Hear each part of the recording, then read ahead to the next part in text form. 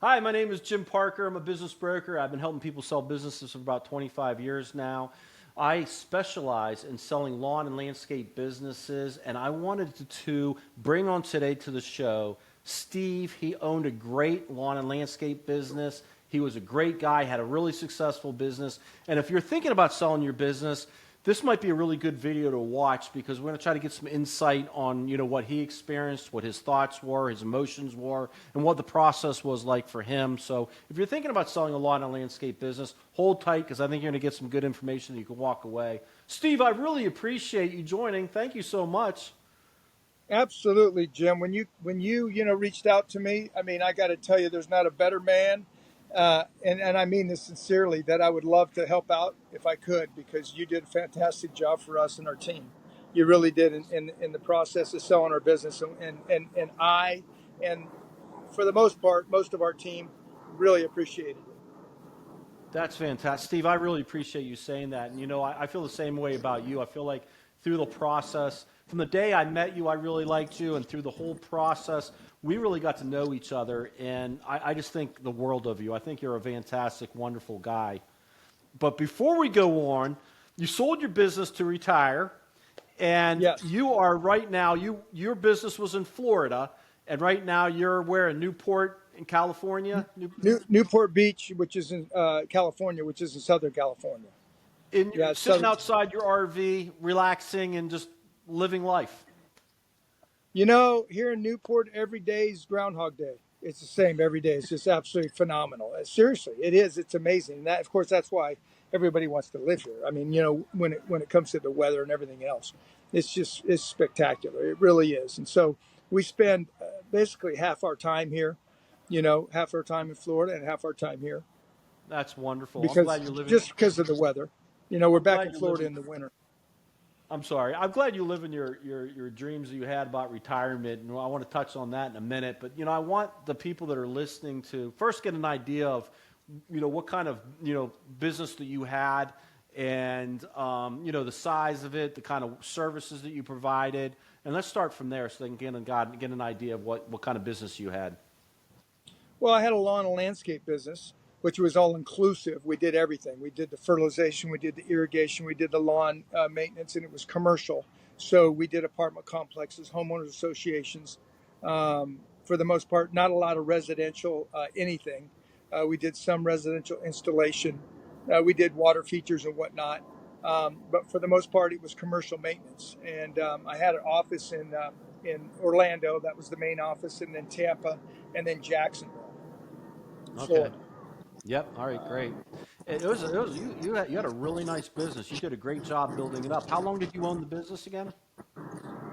33 years. That's 33 fantastic. years. Yeah, it was a journey. It was fun while it lasted. I loved it. So, what made you start thinking about selling the business? It was because of retirement, right?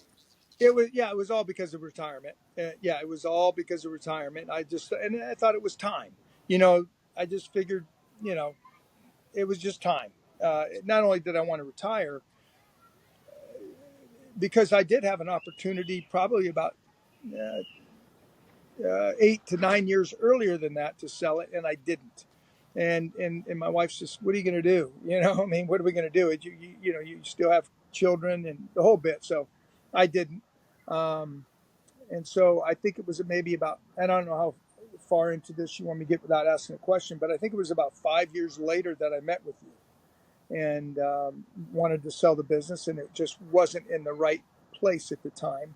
And because of you, you're the one that clued me up to that and said, I think you need to call me back in a couple of years, and that's what I did when we got the numbers looking a lot better. So that's what I And did. Steve, And go go ahead. ahead, I Jim. apologize, buddy. No, I'm done. I'm done. I'll Oh, talk for a I long was going to time. say, I don't touching shut on up. that, I wish more business owners would, reach out a couple years before they're ready to sell. You and I sat down and we looked over your financials and we talked about your business, and you just weren't in the position where you could maximize your sales price and get the best terms possible. And we talked about that, and A lot of business owners, I mean, right now, I say it all the time, but, right now, according to Forbes magazine, 40% of business owners in the United States were born before 1964. So we have this Wow. huge population that's looking to retire. And if you're out there listening to this video and you're thinking, I'm not going to retire for a couple more years, it's good. I think it's a good idea, don't you think, Steve, to reach out ahead of time, do an assessment call, get a wrap around there, and fix those things so that you can get the best price and good terms. Well, Jim, if I would have known about you at that time, right? If I'd have known about you, I would have done something like that. Because typically, and maybe I'm kind of talking out of turn here. I don't know. Typically, you meet with a broker like yourself, and they're not wanting to give you advice like you did. They're wanting to make a sale, so they're doing whatever they can to make that sale. Well, you weren't. That's not who you are, and that's not what you did. You know what I mean? You um, helped us tremendously. I think my vice president Teresa and we sat down with you. I'll never forget it. And you said, "Hey, we got to get the numbers better. It's not, because you did the evaluation." And you said it's just not the right time. So we came back to you 2 years later, but not a lot of people would do that, Jim. So, I really appreciated that, because that's exactly what we did. And then we called you back and we made it happen, and you got it done for us, you know? Well, thank you, So I Steve. really Thank you, appreciate Steve. that. I really did, because that's huge. I mean, you really have an interest in your clients, and what's best for them, not just what's best for Jim Parker. Well, thank So you. I I appreciate that. appreciate that. Yeah, How did you feel? I'm just, How did you feel when you first started thinking about selling? Was it a struggle for you? Emotionally, mentally. I mean, you own your business for 33 years. It's a large part of your life and a large part of your identity. Was that a hard thing for you to, really consider at the end of the day? well, I didn't want. I've really worked at making it not a large part of my identity. First of all, okay, because I didn't want to get tied into it like that. I'm not a business guy, never been. Just really enjoyed what I did, and I've had to kind of back into being a business person because I wanted to be out in the field, And at one point, I had 160 people. I think when we sold it, we had 100 people, and I had 160 at one point. Well, I don't know what the heck I'm doing, dude. I'm just doing what I do, and I just love landscaping. And You so I say had you to don't go know out. what you're doing, and you built this great company with 100 employees. You're so Yeah, humble. You were fantastic, Steve. You were a great business operator. But you weren't. You were a baseball player before, right? absolutely. I was. Matter of fact, I'm here in California. This is how well, I don't want to get off on a tangent, but this is how my wife and I found this place, because the Dodgers, I had some business with them, and they actually sent us out here. Okay, they flew us out here, my wife and I, and so not here, but in the area. And so my wife likes to look around and stuff. Anyway, we found this area, and we're like, you got to be kidding me! It's beautiful. So, yes, I was. I played baseball prior to this, so I was kind of, and then I did go to college, but I only went to college because I played baseball, okay, because I got a scholarship and the whole bit, but I wasn't really into it. You know what I mean? I was just not into the finance. I was a finance guy, in college, and I got out, and I'm like, I don't like this at all. You know what I mean? I mean, this isn't my deal, because I'm an outdoors kind of guy. So I got into to landscaping just by. I wanted to go back to work. My wife and I got married. I wanted to go back to work. I voluntarily retired from playing ball, and it said landscaping in the paper, so that's what I did. I landscaped and went back to school. Anyway, it just took off, and I continued the landscape business. Really, really enjoyed it, and said, "Hey, this is what I want to do." Uh, I mean, out of default, really, because I enjoyed it so much. We just continued to grow, um, and then I knew that I wanted to stay outside, and I needed to hire some good people, which was really difficult to do, as other landscapers know. But I finally, after just years of taking a hit, trying to find somebody here and there, I found some really good people, and that's when the business took off. When I found, as you know them, my VP, my account managers, my supervisor, everybody, you know. But those people were with me for a long time prior to selling, and I tried to take care of them as best I could. And I think that's really important, to take care of your good people and not make it all about the almighty dollar. And once I focused on that and not the almighty dollar, because I really enjoyed it, that was it. Because there was a time, you have a young family, you have a wife, a young family, and you're chasing the dollar. I mean, you are. It's unfortunate, but it has to be because you got to live, right? And it didn't really work out for me real well that way. When I start chasing what I love to do and forget about the dollar, that's when it started working out real well. And trying not to make my identity too much of what I did, but who I am. You know what I mean? Yeah. And my family and everything else. So hopefully I answered your question. I don't know, because I will get off a tangent. You got to just put the hammer down on me, Jim. You No, got to no, put the no. hammer down, I go man. off on a tangent too. And Steve, I've in my course of work, for 25 years, talking to a lot of different small business owners, I've talked to some people that weren't very good or weren't very successful, all the way up to people that were extremely successful like you. And I think you're kind of like the stereotypical business owner that becomes successful in the sense that you're the type of guy that's like, I think the successful guys are very visionary oriented, not very good at the detail type stuff, but very, very visionary oriented. And just Sure. go to the grind, hire good quality people around them that are more detail oriented, and you stuck to the visionary type of a situation, Yeah. and that it sounds like you kind of listen to people too, because I know small business owners, they tend to, the reason they're business owners is because they have a lot of confidence in themselves.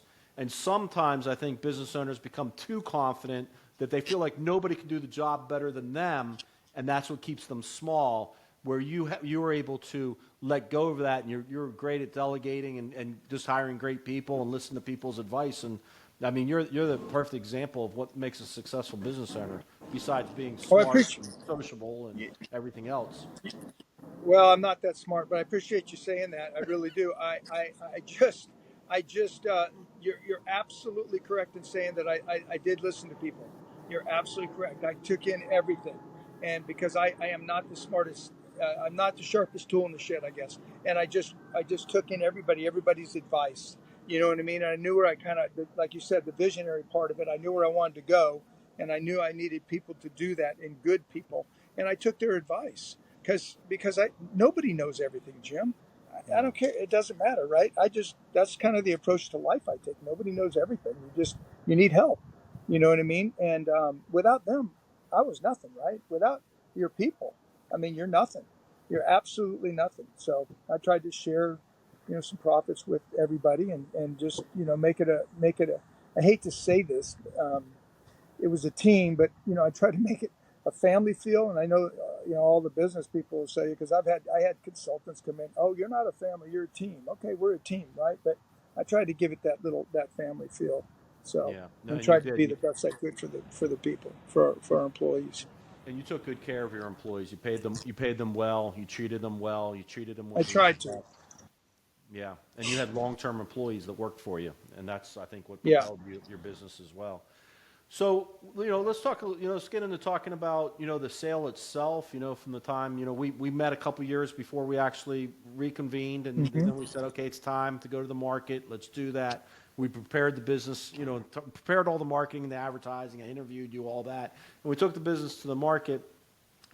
Maybe what was your experience? And I'm not talking about it from, giving me any kind of kudos, but, business owners out there that are thinking about selling, what kind of experience was it for you? Again, not from me doing, if I did a good job or not, but more from you and what they can expect, and maybe some things, advice you could give them, or, pointers you could give them.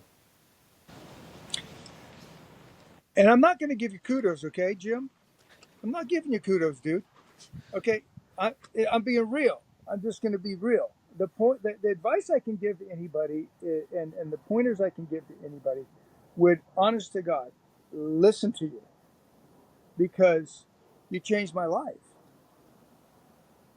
Thank Period. you, Steve.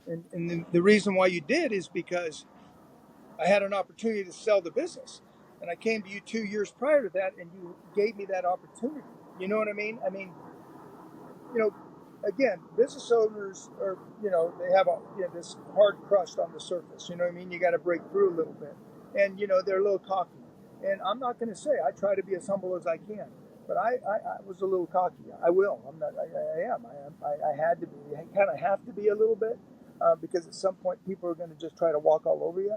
Um, but you just told me like it was, and I appreciated that. So I guess my best advice to anybody is just they kind of need to listen to you. You know what you're doing because it worked for me, and I don't know how everybody else. I know you've sold some other businesses and you're very successful at it, but it really worked for me. So the advice I can give them is just listen to what you're telling them. You know what I mean, and do what you're telling them to do. I mean, that's if whatever because everybody's different, so you don't know if it's the numbers, how you treat your employee, whatever it is. You asked me, I gave you a little bit of when we sat down 2 years prior to selling. You asked me everything about the business, which was phenomenal. It's awesome. You were interested. You wanted to know. We gave you all, and you said, okay, I think you need to work on this in this area, and that's exactly what we did. We did it to the best of our ability, I should say. And then 2 years later, we sold the business, and I wouldn't have known to do it. I wouldn't have known to do that if you didn't tell me to do that. You know what I mean? Yeah. So they need to listen to you. That's the advice I'll give them. They need to listen to what the advice that you give them. You know, period. I know. Oh, some guys are like, well, I don't want to do that or whatever. Okay, all right. Well, let's see how that works out for you. You know what I mean? Yeah. Yeah. So Well, I appreciate so that. you got a great team. I mean, you got a great team of people. You really Yeah, do. I do. I do. I'm like you. You have a good team, and I'm really blessed. I have the team that I have behind me. I'm You so do, thankful every without a day. doubt. So thankful. Um, Yeah. but we had multiple buyers interested in the business. As you were talking to buyers, was there anything that surprised you or caught you off guard when you were talking to buyers, or what made you kind of go with certain buyers, want to be interacting with certain buyers over other buyers?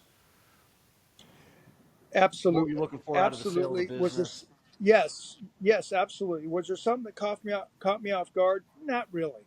Nothing really caught me off guard. No, it didn't. I no, it didn't catch anything. Nothing caught me off guard. Um, First of all, in the landscape industry, you want to get all your money.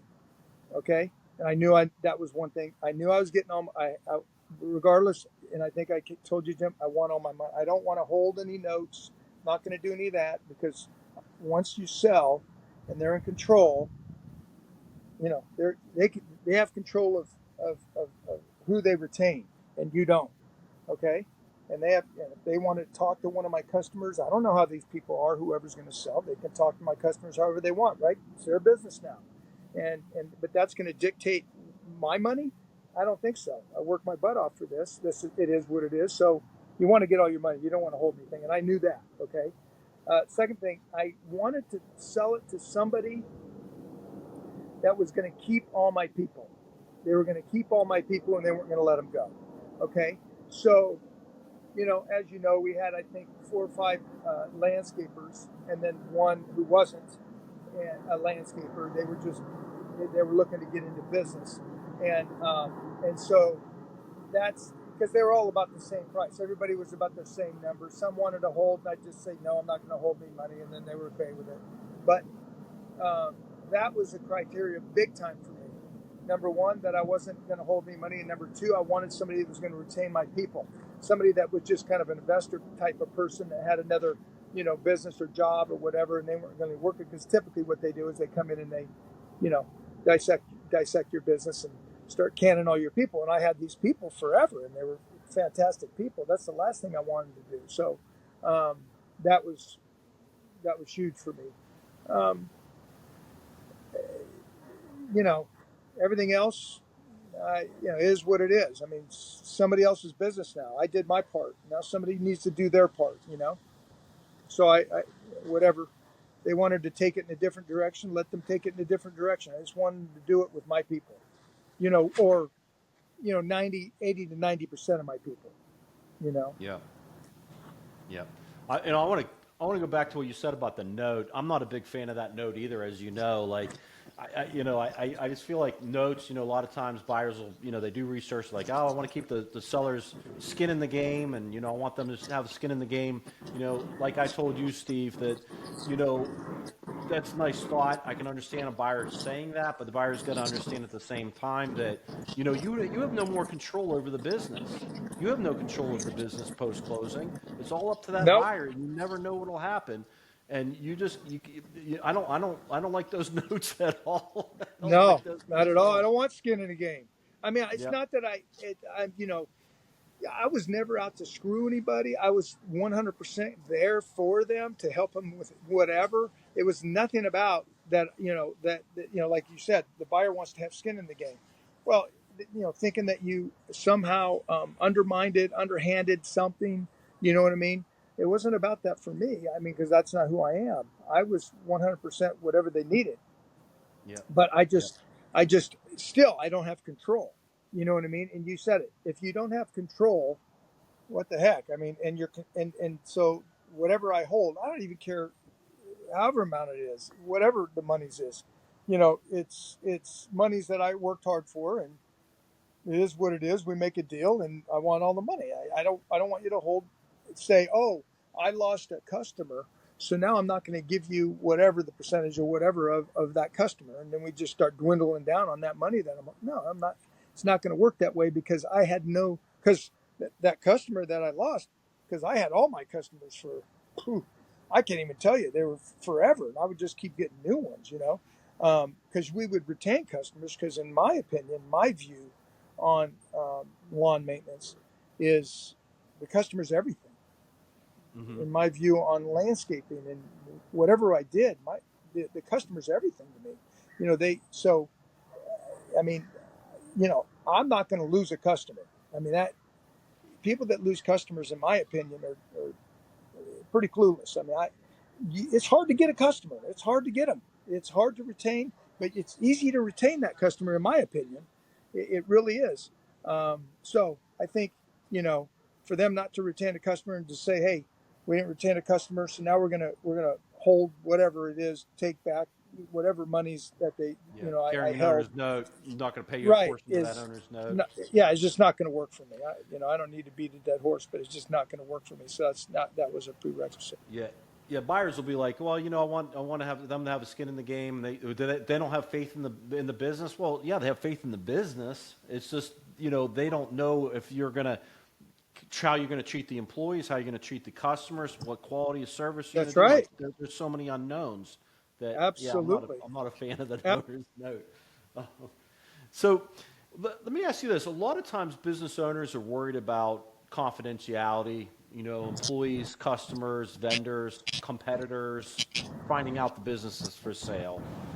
Did you at any point during the sale, I mean, I know the answer to this, but I want, to kind of, that, I'm sure that was a concern of yours, like it is a concern of every business owner, that you don't want anybody to know the business is for sale.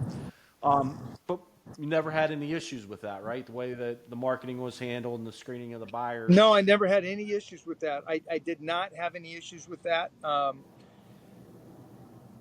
But again, you know, your advice, although I was already doing it, but you did give this advice a couple years later. That I was kind of pulling away from the business, so the relationships were with my people. You know what I mean? They were with my people. So when I kind of bowed out, all those relationships stayed because my people were there. You know what I mean? So I did have some relationships. I was just changing the guard is all I was doing to one of my own people. Whether it be Teresa, Renee, Greg, whoever it was out in the field, I would just so I just helped them harvest those relationships in those 2 years, so that when I took a bow and I bowed out, it was still they were still going to be intact. And I think that's great advice that you gave me. But I got it, and that was great advice because that's exactly what you should do. You know, that makes sense, right? I Yeah, mean, absolutely. yeah. I mean, you gave the advice, and it's exactly what you should do. Is just make sure that transition is very smooth, and you're not going to lose any customers. When we went under contract and the buyer's gone into their due diligence period, and their financial people got involved and things like that. Due diligence is can be a big undertaking. It's not that bad. It's just part of the process. You got to do it to get paid.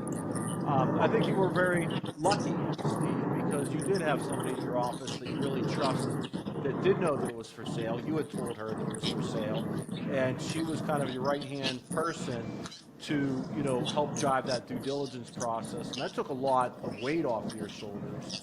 I don't know if Big you want to time. add anything to that. I mean, I think that was a big, good. It was good for you. Oh, it was fantastic for me. It was, yeah, she took all the heat. I mean, and there really wasn't a lot. I mean, yeah, she just, because our business was pretty organized and she had it pretty organized, the diligent process was seamless. It really wasn't that difficult, to be honest with you. Um, you know, again, you gave some good advice. She's a little stubborn, but I continued to say, no, Jim said to do this, Jim said to do this, and she did it. You know what I mean? Reluctantly, maybe sometimes, but she did it. Because she was I hard loved her. headed. But I She's needed a awesome. person like that. I needed a person like that because it's a tough business, right? And I'm kind of a softie, a little bit of a softie, you know what I mean? But I needed a person like that. So she was fantastic. So yeah, I didn't. Although I was present, I really kind of wasn't through that. I was. I mean, of course, I knew everything that was going on because she ran it by me, but she really handled all of that. And I think that's very important. Um, and I think in every business, you have that person, whether it be the owner themselves, their wife, or somebody else. You have that person. So, but for me, it wasn't that tough. The Yeah, due diligence process. I sell obviously most of the businesses I sell. It's the owner selling the business, and they don't want anybody to know the business is for sale, and they're gathering up the information during due diligence, and they're answering the questions, and they're getting that kind of stuff going. But in your scenario, you had somebody at the office that helped you, and sometimes there's a spouse that's helping in the background, and it's just always nice not that it's completely overwhelming, but you are running a business. It's nice to have somebody, whether it's a spouse or somebody else that knows the business, can get the information and put it together, and to provide it to the buyer. Obviously that's not something that I can do. We don't have access to your information, but I thought it was great that you were able to do that. Yeah, and I'd like to add, I did have my lead mechanic. I had four mechanics. I had my lead mechanic, and he knew. It was only two people, right? It was my lead mechanic, and then it was my vice president, and he was fantastic. I mean, because if you think about it, he's a huge part of the due diligence process. You know what I mean? Because we need to know all the equipment, everything we got, and he had it all computerized and everything. So yeah, he was a huge process. Going through that, he was a huge benefit for him to know, what was going on because he helped out tremendously. You were in a unique position too, Steve, because those people, both those people, you could really trust that they weren't going to tell the other employees, and that's the big thing. Is it's the employees are Yeah. like, oh my gosh, that's big information, and oh, I'm just going to tell so and so and tell them not to tell anybody, and that's how word gets out. But you had 100% trust in them, and they had so much respect for you that they never told anybody, and you're just in a unique position. I think that's phenomenal. Well, I'm the one. If anybody, I'm the one that kind of let it out a little bit because I had a meeting. I got to say this because but I didn't let it out. But they knew kind of something was up because I had a meeting with everybody, and I kind of got emotional about in the meeting, just about. I don't even know what I was talking about, but I got kind of emotional. And after that meeting, a couple of my guys came up and said, "Hey, everything all right? What's going on?" And I was like, oh my goodness, you know what I mean? Like, oh, I kind of let this kind of go, but, and I thought that, and it was more than one guy. It was maybe 4 or 5 guys came up and said something, and the fact that they didn't go anywhere, they decided to just shut up. Maybe they kind of said some scuttlebutt about something happening, but we retained everybody. I mean, everybody stuck around. Nobody left. Nobody said, hey, Yeah. because when you're good to your people, I mean, they're going to hang in there. Thick and thin, they're going to hang in there. And I think it's a very important part to let people know about business. And, of course, I'll let them know because you don't know, because you know your own business. You know how you get things done. I mean, you just got to take care of your people. But I think it's huge to take care of your people because business is all about your people. It is. It's all about the people that work for you. I don't care who you are. Doesn't matter. And I don't care if you have 4 or 5 guys, and or if you have 500 guys. It's all about your people. It And so is. you got to recognize them and realize that, and come to terms with that. And and you're going to be successful if you do that. You know. So, So so post closing, how was the training for you post closing? How long did you stay on the business post closing, or tell the viewers? well, that's interesting, right? That's very interesting. Of course, this is one thing I never anticipated. I thought I'd stay on for at least 6 months, a year, maybe. You know what I mean? Um, and I think everybody but the buyers, and and everybody but the buyers that we eventually chose, um, and we didn't know it at the time, but they said no, we only need you. They were so confident that they had this. They said, hey, we only need you for 6 weeks, and I was like, okay, if you only want it for 6 weeks, and I did the best I could within those 6 weeks to help them out to transition, but they were pretty confident that they had it down, and so they did ask me. They were buying other businesses as well, and they did ask me if I'd come back and run all the businesses, and I'll tell you my answer. My answer was no. I said, and it was only no because I was done. I was ready to move forward, move on. You know what I mean? Just like when I was playing baseball. I played for 6.5 years, but when I was ready to move on, when I got hurt, I said, I'm ready to go. And I moved on, and I never looked back, never even watched baseball again. So, I was ready to go, and I went, and I left. And so I was like, no, I'm not going to come back and be the president of all your companies and do all this because I'm ready to make a change in my life and do whatever I'm going to do, the next chapter of my life. Steve, you had talked about that meeting where, you started getting emotional in front of your employees. I think emotional plays a big part of things. I know you said you didn't make a part of your identity, but I remember a few years ago I closed in a transaction. This is back before we did video calls and we would do the closings in person and things like that. And I remember this big burly guy, man's man, sitting at the closing table, seller. He's a seller of mine, big man's man, burly guy, and he started tearing up, and I took him outside, and outside the closing, I was like, you okay? Like, do you want to follow through with this? And I'm thinking in the back of my head, we're at the closing table. What if he says no? But I was like, do you want to follow? And he's like, yeah, I want to do this, but it was. He goes, I want to do this. I'm ready for the next chapter of my life, but it's hard, and I don't know. Is there anything you can add about the emotional aspect of selling? And how to work through that? I mean, Yeah. Um, Now, if I was really, really honest with you, I would say no. I can't add anything to that. But in reality, I think it's still with me. I think that not, of course, running the business on a day-to-day basis, but it's it's kind of surreal. You know what I mean? I'm very blessed to be in the position I'm in. So it's kind of surreal. Like, really, this really happened. Yeah, we got this done.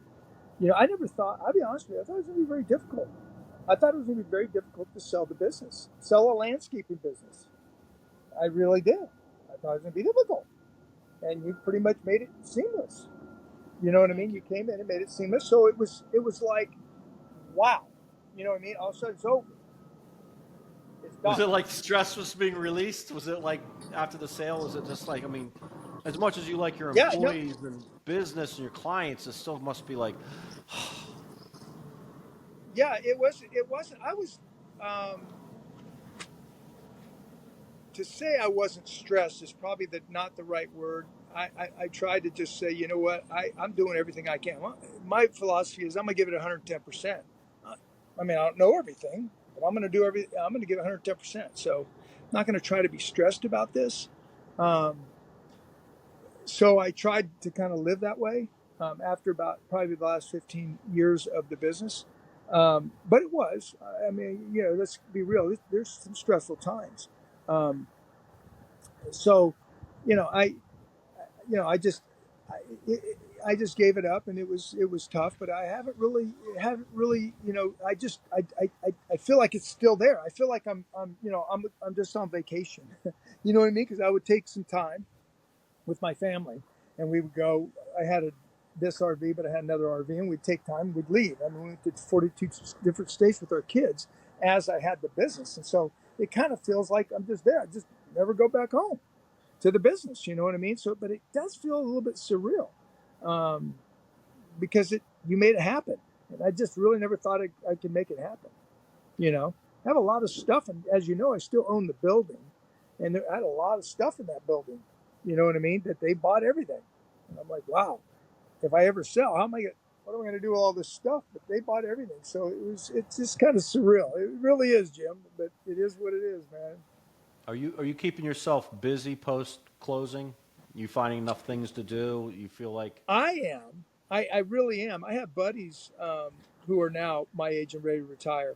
Um, and they struggle a little bit, and they ask me, hey, what do you do? But I keep myself busy. I do.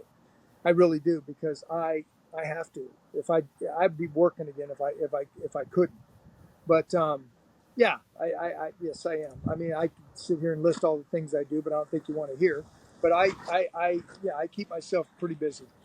I really I, do. I I think that's the important thing. I think that's the important thing is like whether you're going to sell your business and retire, or you're in the corporate world and you're going to retire.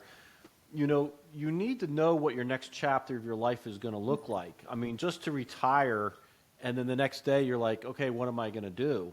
You need to know your next chapter. Like, oh, hey, want to get, take our RV and, go out to California. I want to spend time with the grandkids. I want to go golfing. I want to travel. I want to do this or do that. I mean, whatever it is, you've got to have an idea of and a picture in your head of what that's going to look like post retirement, or not post, And when you I retire. did. I did. That's exactly what I did. I knew I had an idea what it's going to look like, but sometimes what the idea that we have and what's reality doesn't line up. You know what I mean? It just doesn't work that way. We want to That's believe not this, life. and it doesn't work that way. It's life. So, but yeah, this is the reality that I did have. You know what I mean? I did. Um, and that I'm doing what I thought we would be doing. I've always said this is what I want to do. I want to travel the country in an RV and get out of Florida in the summertime, and because it's too hot and humid, and be where it's nice, and then come back in the wintertime to Florida, and that's exactly what we're doing. But along the way, okay, what do? You go to the RV park and you just sit there in a chair and look at people? No, that's not what I do. That's not what we do at all. Were engaged with the people around us in the communities around us. So, and I don't know that you're asking me this question, Jim, but so here in Newport, I I drive for the food pantry. There's a food pantry, and I drive the truck. Now I drive this 44-foot RV, and I know how to drive a vehicle, and so I drive their truck for them, and they're very appreciative. I go That's around and I really pick up cool. food, and I do that, and for all California's got a lot of homeless people, so they need food. So I go around and I go to all these grocery stores. They have a thing here in California where they have to give a certain percent for their tax purposes. They probably have it everywhere, but I don't know about it. And so I go to all these stores, and they're giving all kinds of. I mean, it's not old food. They will not. Our food pantry does not take old food, and it is affiliated with a church, the food pantry, and I drive and I bring the food, and they're giving filet mignon. I mean, it's just crazy. I'm just like, you got to be kidding me. Today I went. I was just like, yeah, it's just constant. But anyway, so I do that. I do that 2, 3 times a week, and I do it in the mornings, and I'm done. My wife likes to sleep in a little bit, and she deserves it. And then I come back, and then we do whatever for the day, and or I'll clean up around the RV. I'll do yeah, I just do mega. I golf a lot. I've golfed already 3 days this week. So yeah, I just do a lot. Go swimming, take a little. There's a little, take a little. It's called little boats. I take a boat out into the bay, into the harbor, and you can get out to the ocean. And so yeah, we do a lot. There's a lot of things that we do. I like to So, work though. When I'm at home in Florida, I'm constantly. We have some property, and I'm constantly doing things on the property. So and golfing. so it sounds like you don't regret it or miss working. You No, seem like you I do adjusted really woodwork as well to well. I do retirement. woodwork. Yeah, I have a wood shop at home, and I do woodwork. So anyway, yeah, no, I don't. I don't. I don't miss it at all. I don't think I'm ever bored.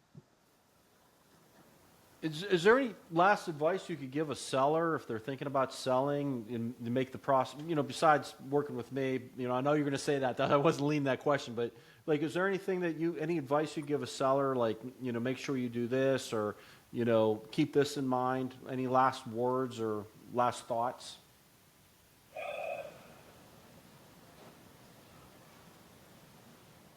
It depends. It depends if they want to sell it right now.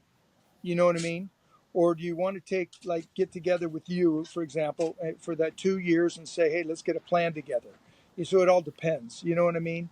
I would say, really kind of start. Um, I hate this. I don't know the word, but I'd say like Preparing? harvesting. Harvest? Just get your people. Make sure that you're taking care of your people because that's going to just really improve the quality of your business. It really is the quality of their work.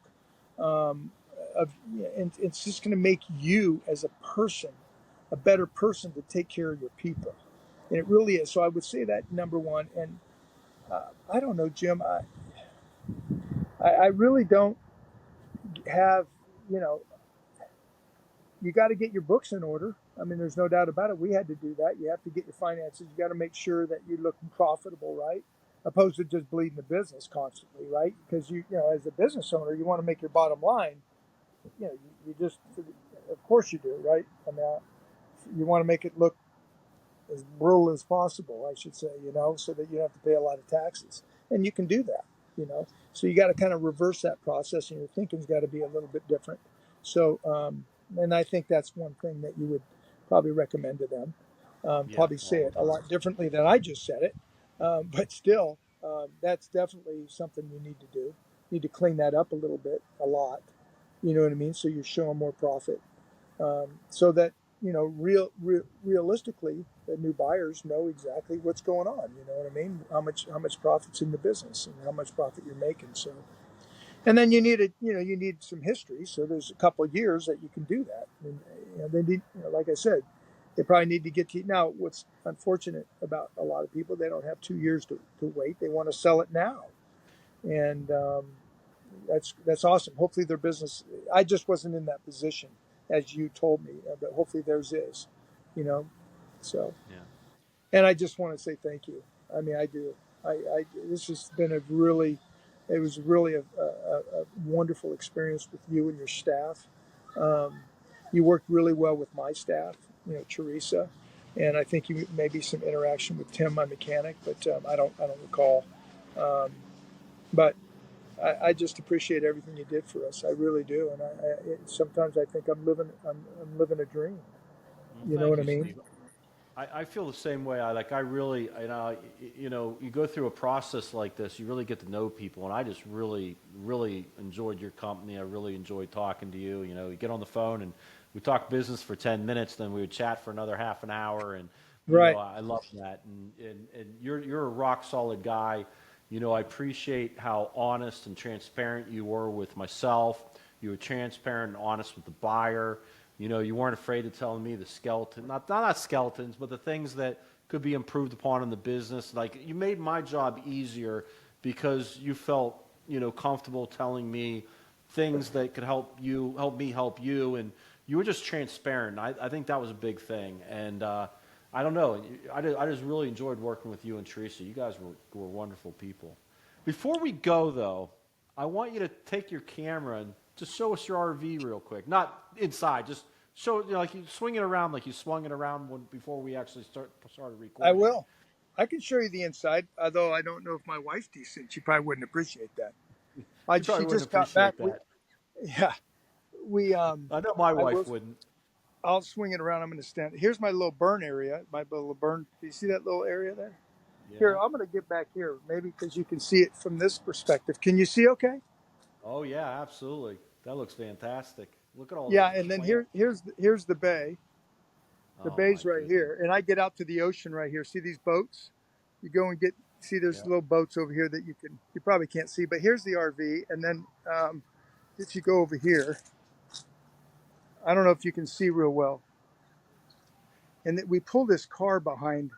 We pull this car behind our RV. We tow it, flat tow it. Can you see it? That's great. Yeah. No, no, I'm seeing your RV, the side of your RV right now. I'm probably not really. Oh yeah. Oh, so yeah, you can't because I got to zoom out. Huh? Yeah. So that's and then the inside. My wife does a great job with the plants. I don't know. Let me just walk in here. She does a fantastic job. See, can you see the plants, Jim? Oh yeah. Wow. Get in the bathroom. Go in the bathroom because I'm going to show Jim a little bit the. So I'm telling my we have two bathrooms in this thing. We got a dishwasher. We got a washer and dryer. We got um, get in there. Get in there. I'm putting her in the bathroom. Can you see? Oh yeah. Oh my gosh, that's gorgeous. I love it. Yeah, we It's got a so king big. size bed. We got a full fridge, king size bed, vacuum cleaner that's in. Why are you putting me in the bathroom? Because look at you, stay in the bathroom. All You're right. not decent. Oh, do you want me to see them? Just my head. Okay. Hi. Thanks for all your help. You're welcome. Hello. I'm glad you guys are enjoying. Did you ever meet Jim? No, I don't think we This ever No. is had my a wife Jody. Oh, I chance think. to meet, but I've heard so much about you and appreciate your help. Oh, you're very welcome. Thank you. Nice to So I'm finally meet you. glad I that think I'm I think I saw you in passing one time, very pro- quickly from a distance. probably Yeah. probably. I know that seems like forever ago, but it was definitely you were definitely a turning point for us for sure. Well, very nice meeting you. Love You your too. RV. Thank Love you the so much. plants. Yeah, he loves the plants, Jody, and this is our back bathroom with we got a couple. So anyway, yeah, and I'll take you back outside now, okay, Jim? So Okay. this is the view that we have to the bay. You know, you see out the front window there Mm-hmm. Well, yeah. Now I do. Yep. Oh my goodness. Wow. from our RV. So um, I'll turn it back around to my ugly mug. Okay. Well, Steve, I appreciate you taking the time out today to chat. I really do, and I'm No, glad you guys absolutely, are buddy. having the opportunity to kind of live out your dreams and goals that you guys had. That's phenomenal. Yeah, And some a lot of times it doesn't work out, but um, we have kids in Colorado and we have some kids in St. Pete. So we go back and forth. We go to Colorado and stay there for a while, and we have a grandchild now in Colorado, so we stay there as long as we can. Um, so they come out here to California and they stay here with us. For everybody does, all our kids. Matter of fact, in about what I don't know, the 11th or 12th, everybody's coming out here, and we're going to have a little family get together. So we oh, do that. We see, we got to do that, man. We miss our kids, so yeah, it's a lot of fun. absolutely. But That's thank you great. so much, Jim. Hey, thank you, Hopefully, Steve. hopefully I helped you out. Hopefully I didn't ruin your video, man, by my face being in there. We should have done it without my face, okay? Steve, you're awesome. You're awesome. I Yeah. wish you the So best. are Enjoy you. California. Maybe we should grab some lunch when you get back to Florida on me. I would love that. No, it doesn't need to be on you. How about on me? Yeah, because you We'll did fight me a about it. solid. You did When I me a say we'll solid. fight about it, I would lose. Steve's like twice as muscular as me. He's a former Yeah, athlete. right. So, Yeah, right. I'm just a No, I fat don't guy. think so. Yeah, no, you're All not. right. Hey, thanks, Steve. I Anyway, appreciate it. yeah, absolutely. Thank you, Jim. Take care, my friend.